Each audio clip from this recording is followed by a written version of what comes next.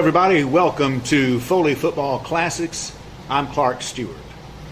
Of the many great teams that have come through in the long and storied history of Foley Lions football, the 1981 Lions stand out as one of the absolute best. That year, the Lions finished the regular season with 9 wins and only 1 loss. The offense scoring 274 points, an average of 27 points per game, while that stingy defense recorded 4 shutouts and gave up only 64 points, an average of just 6 points allowed per contest. The Lions' record earned a region championship and secured a spot in the state playoffs. While there were many outstanding performances by the Lions during that outstanding regular season, they saved their finest performance for their playoff game, a legendary victory against the Theodore Bobcats, a game that, when it was all over, would go down as one of the greatest football games ever in Foley Lions history. Joining us to watch and discuss the film of that game back in 1981 are 2 men that were the leaders of the squad that year and for many years, ranging from the late 60s to the mid-80s. Coach Lester Smith, who served as head coach and athletic director, and Coach Bud Pygott, who was the defensive coordinator. Coach Smith, if you will, take us back to the preseason. Let's talk about some of the thoughts and feelings on the team, and particularly from an offensive perspective as you were coming into the 1981 season. Well, in 1981, we thought we were going to have a really good team. You never know, of course. We were coming off a 73 record from the 1980 team. We had lost a number of really good seniors, but we had a lot of seniors coming back on the 81 team. We had 78 players, I believe, on the 81 team. So we had some pretty good experience. We had a very tough schedule, so you never know how you're going to match up with the various teams that you play. But the kids did an outstanding job after spring training. Again, we thought we were going to be a pretty tough team, but when you play the teams that we played, like the Baldwin County schools, teams like McGill, teams like Theodore in the playoffs, you never really know how you're going to match up against some of those teams. Our team was not a real big team. We had probably 3 or 4 players that were over 200 pounds, so size-wise we were giving up a lot from that standpoint. But the kids had practiced really hard. They were hard-nosed, a very tough team, very competitive team. And so overall we thought it was going to be good, but again, you just never know whether you're going to be able to win as many games as we did that year or not. But the coaches did an outstanding job, and I would like to comment on the coaches. Coach Pygott, you mentioned, I think is one of the best defensive coaches, maybe the best that I've seen in Baldwin County. His record proves that.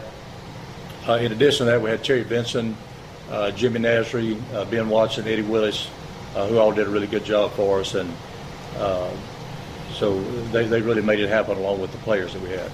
What I remember too about that season, Coach, which is what it takes for any great season really, is all wheels turning in the same direction. Everybody from the head coach right on through the trainers on the team and ball boys, if you will, everybody seemed to be on the same page. They were, and I think I remember Coach Pygott mentioned in one time that we went through the entire season with very few injuries, if at all. From the time that we started the first game, we had most of the starters at the end of the season. Of course, that makes a big difference too when you can keep them all healthy. Coach Bud Pygott, again, defensive coordinator for that outstanding Foley Lions football team of 1981. Coach, your thoughts as you look back on 1981, particularly coming in preseason and the players that you had coming back for the Foley Lions football team?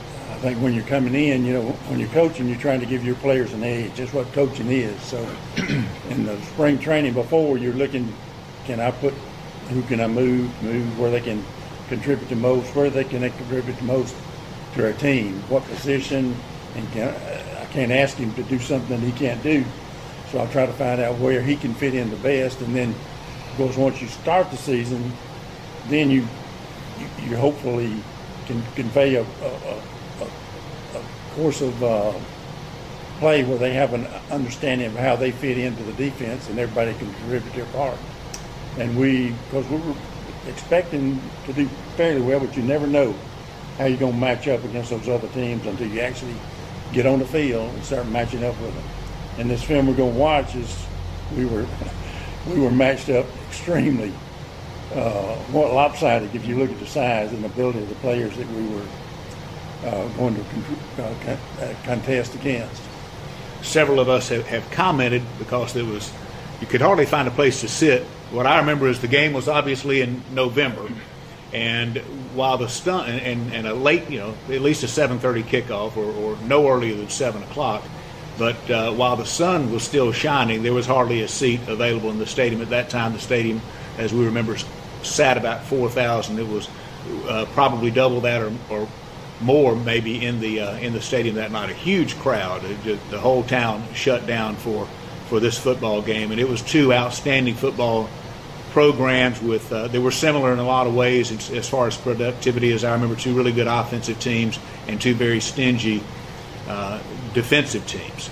But Coach Smith, if you will, going into that first round playoff game, remember, ladies and gentlemen, we finished 9-1, an outstanding season for the Foley Lions squad, and a lot of focus, a lot of interest, a lot of attention, media attention on this game, a lot of hype. Coach, if you will, talk about your feelings from an offensive perspective as you prepared for Theodore in the first round of the playoffs. And I think it's important to touch on this too, that back in that period of the playoff era, it was extremely difficult to get in the playoffs. You just about had to win the region or be a wild card from I think a multi-region area, as I remember. So difficult to get in the playoffs to begin with. Very difficult to get in the playoffs. I'd like to mention this about that since you asked about the toughness of getting in. In 1971, for example, we were 7-2-1, didn't get in the playoffs. In 1972, we were 7-2-1 and didn't get in the playoffs. In 1974, we were 7-3 and didn't get in the playoffs. In 1975, we were 8-2 and didn't get in the playoffs. In 1976, we were 8-2 and didn't get in the playoffs. In 1977, we were 10-0 and lost a very tough game to a Great City Lanier team. So we didn't win. We didn't win that game. 1978, we were 8-2 and didn't get in the playoffs. In 1979, we were 9-1, scored 292 points and gave up 31 and didn't get in the playoffs. Had 5 shutouts that year. And then of course even after that, in 1982, we were 8-2 and didn't get in the playoffs. So it's very difficult. I think at that time, as you mentioned, you had to win your region, and I think they had one wild card out of a 24 team, out of 3 regions. There were 8 teams in each region, so there were 24 teams. 4 teams from those 24 made it. So it wasn't like today where half the teams make the playoffs. It was very difficult to get in. So to win that game, which was such a huge thing for our town and such a huge thing for our football program and our school, because so many other teams, great teams, didn't even have an opportunity to play in the playoffs. So it was a huge game for us and a fantastic win that really helped to even propel us in years to come. And you could almost, if you were trying to relate it, I think in present day terms, you were entering the playoffs at about a quarterfinal sort of level almost, because your opponent was going to be really good. Such was the case coming in against an outstanding Theodore team. Several of us have commented and remember when during the warm-ups before the game, teams come out, and of course Theodore is on one end of the field and Foley is on the other, and we were marveling over how large they were, and then we realized that they didn't have the shoulder pads on. Yeah, and their quarterback was 6'1" or 6'2" and about 220 pounds. So they had a big size advantage over us, and their running backs were huge. Their offensive line was huge. Their defense was huge. They had a great team, and they were coached by a great coach, and Coach Douglas, Kurt Douglas, who was an outstanding coach at that time. Theodore was one of the better teams for a number of years during those years, and as you mentioned, they were 9-1, so they were.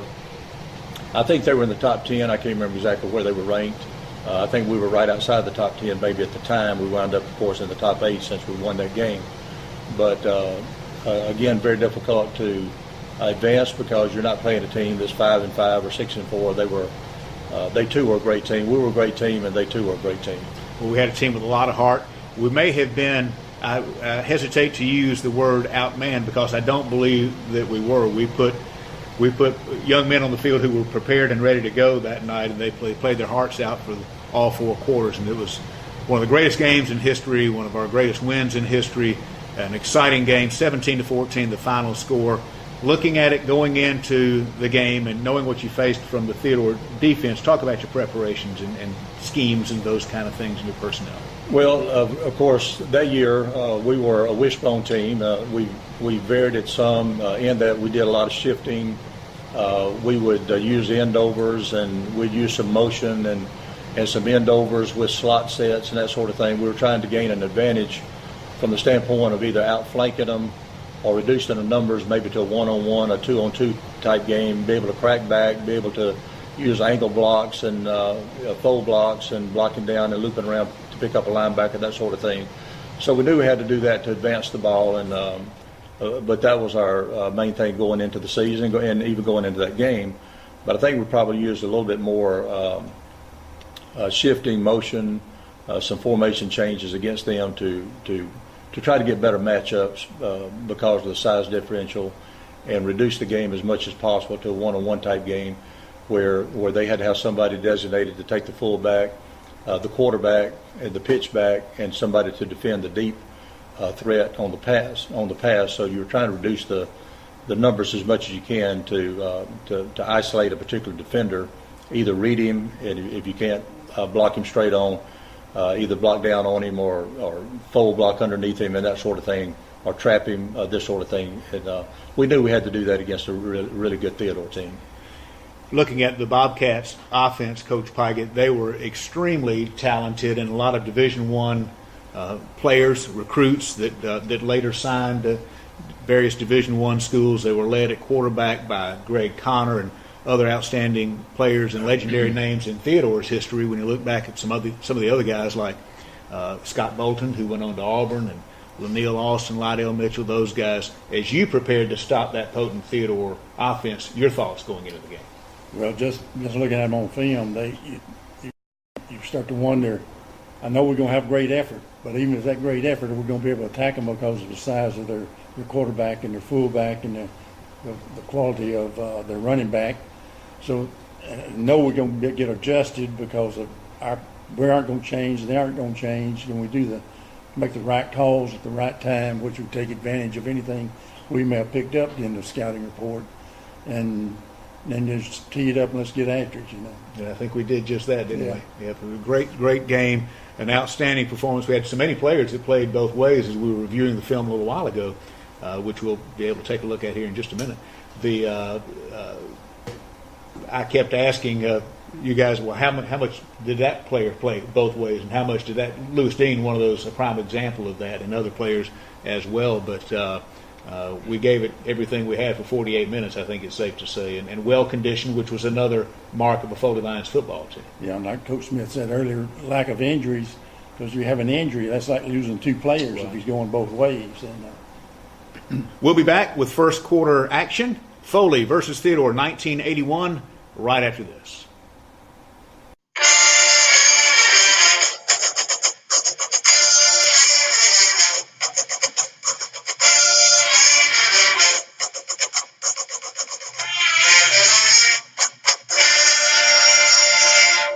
Welcome back to Foley Football Classics, 1981, Foley versus Theodore, first round of the state playoffs. Your game captains, Johnny Goodwin, number 25, and Larry Blackman, number 89. There's the kickoff. Rusty Pygott kicking off. We're trying to get an extra possession there. We thought maybe we could get the ball, just surprise them on a little pooch onside kick, but we didn't make it on that one. So Theodore starts, Coach, with a short field, right? Yeah, it makes it a little bit more difficult because they had a great offensive team, and you don't want to give them field position, but we thought we could surprise them early on, but we didn't make it. There's Greg Connor at quarterback for the Bobcats. Landers Davis putting pressure on the quarterback, and he still got it on. First down and 10 for Theodore. I'd hate to be in that center. Look at old Landers go by. Landers Davison then of the interior, number 71. Theodore ran the split back veer, and we knew we had to stop the dive play particularly, and then stop the quarterback from running the ball, and we did a reasonably good job in that game, considering their talent. Tackle. Byron Bird in there on the stop for the Lions.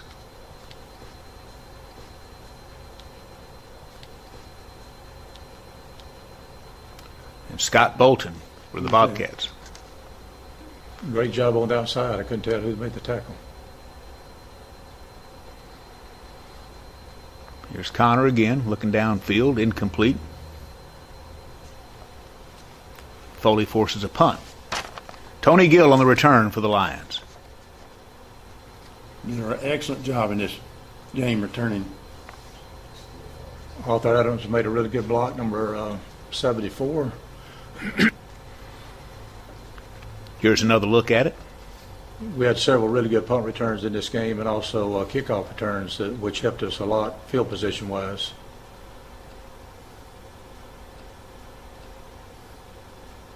And Johnny Adams making a block on the outside. Tony Gill made an outstanding run out to about the 40. Lewis Dean at quarterback for Foley, a wishbone attack. We did a lot of shifting in the game to try to give them just 1 second to look at the formation. Our quarterback went the wrong way on that first play, but he didn't go the wrong way very many times. He made a great run here, about 8 or 9 yards. Lewis Dean. Coach, people used to say Dean could run equally fast in any direction. He was excellent. Had great quickness. He would run outside veer to Johnny Goodwin.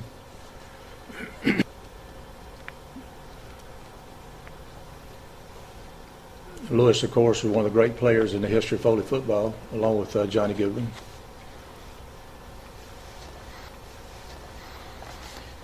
So Landers making a play around that center. Here's another look at it. Connor takes the snap, hands it off, and Bolton goes nowhere. Johnny cleaned up on him.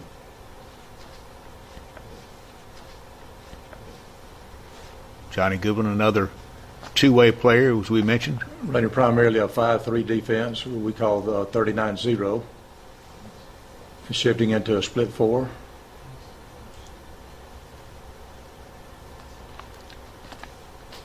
I see Deion Green was in there. Free technique. A great pursuit that time by the Lion defense to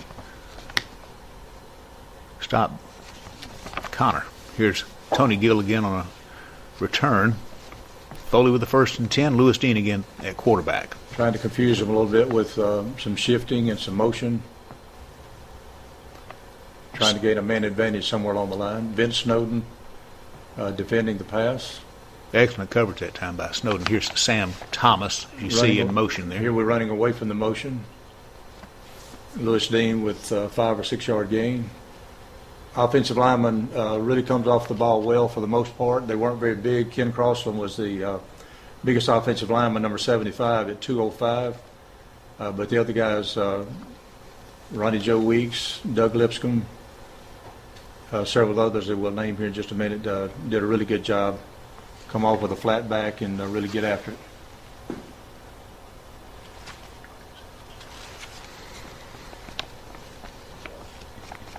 Johnny Adams on that play. Landers on him again. Great job, Landers Davison. Defense forces Connor to pitch a lot earlier than he would have wanted, I believe. Our defensive team was really tough this year. We had 4 shutouts, 3 in a row at one time during the season, and did give up 64 points for the 10 games prior to this game. Lions force another punt and another opportunity for a return by Gill, who takes advantage. Richard Pickens making a couple of blocks. Tony Gill, really good run. About a 30 or 35 yard run. And another look at it. Johnny Adams making sure he kicks the ball.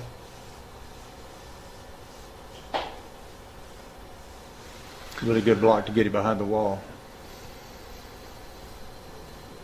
Landers Davison making a real key block to get him started. And again, another Fine return by Tony Gill, with Richard Pickens leading the way. First down and 10 for Foley. Lewis Dean counters. Running away from the end over. Lost a few yards, but second and 14 play. Play action pass to Vince Snowden. Lewis Dean to Vince Snowden. Another look at it. Len Gregson at fullback. Mike McVickers, the tailback. Had Doug Lipscomb on the left side. Who was our left guard? Barton. Yeah. Philip Barton. Philip Barton, number 58. Thomas Gent, center. We're coming off the ball really well. I remember from that season, Coach, every week on the radio show talking about how highly they graded. I'll never forget, their scores as you graded their production. It was a highly performing offensive line unit. So the first quarter ends scoreless.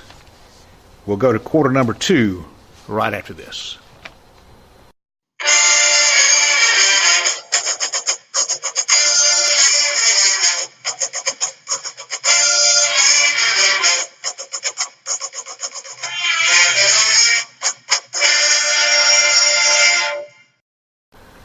Second quarter action.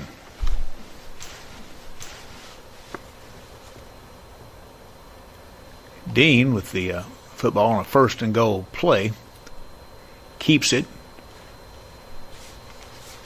and gets in. Great effort by Lewis Dean. He hit back to 1 yard line and made it in the end zone. Reversed his field and got in. Tremendous effort. Again, that just shows you how hard they were to block. Our linemen were outweighed probably 35 to 40 pounds a man or even more, and but yet they came off the ball really well on that drive and got it in the end zone and got us a lead. And Dean could operate in a crowd as well as anybody. He really could. Lewis was just really tough. As I mentioned earlier, one of the best that Foley's ever had. Just shows you the talent of Theodore. A Crawford kid that made a really good run, had him stopped, but he made the play. Big old running. Greg Connor. Again, that just shows you the athletic ability, the size and strength of Theodore, big 220-pound quarterback, and Scott Bolton there, number 24, went to Auburn, and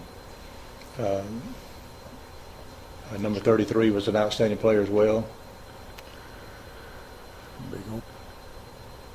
Greg Connor was big enough to play just about any position really on the field. He really could. Went to Southern Mississippi. Come on, Landers. Davison on the pressure. Goodness gracious. Again, it's just athletes making plays. We're in good position, just athletes making plays. That's a big old running back. Big. Was that Robertson? Yes. 33.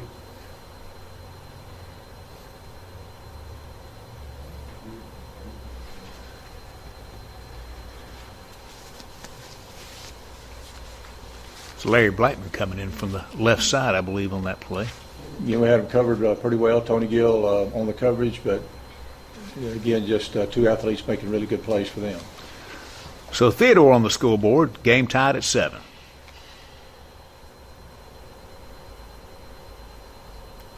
Tony Gill again on, this time on the kickoff return. Excellent return. Had a lot of really good returns in the game, both on the punt and the kickoff. A bit of a miscue there. They got the ball in really good field position. Richard Hughley, number 19, making a good play.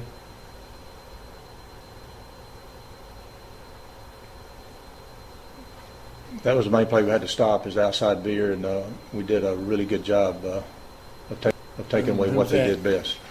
Johnny Adams making a sack. Johnny Adams, Larry Blackman coming in from both sides on that play.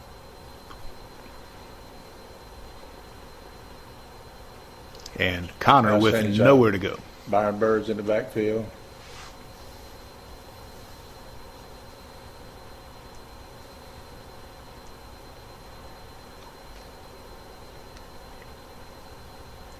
Who made that play? Is that Tony? Did he intercept it? Out of bounds? Like Tony Gill on the coverage. We had an outstanding secondary. Tony Gill and Richard Pickens, Artis Roper, all did an outstanding job for us that year. Again, we did some shifting, tried to create a little indecision on their part. Running away from the end over set with Johnny Goodwin.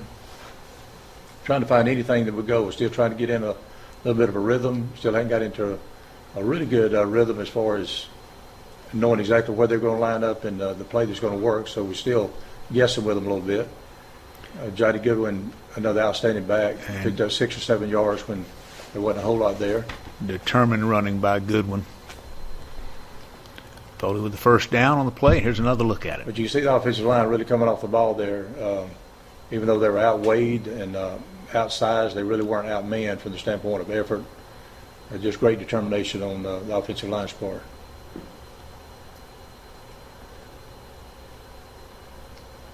A little bit of a throwback pass. What we call a 43 pass throwback, I believe is what we call it. Or 50 throwback, I think it was. Vince shoots. Vince It's number 20, Vince Snowden. Vince Snowden on the Colby's reception. younger brother.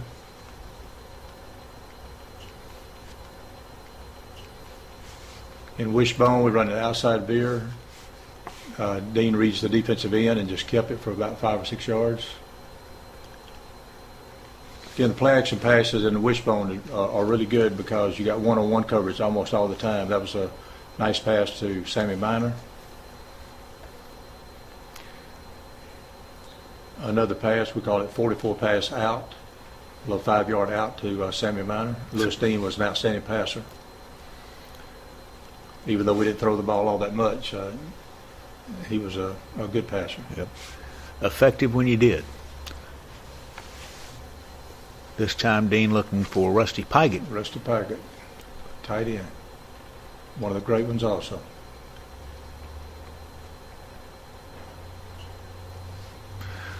So Theodore gets the ball back on downs.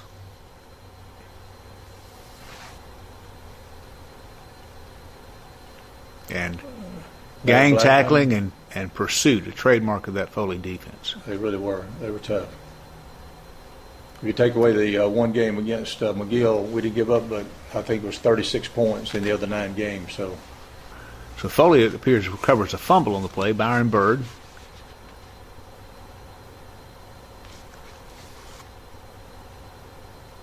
And here's Dean.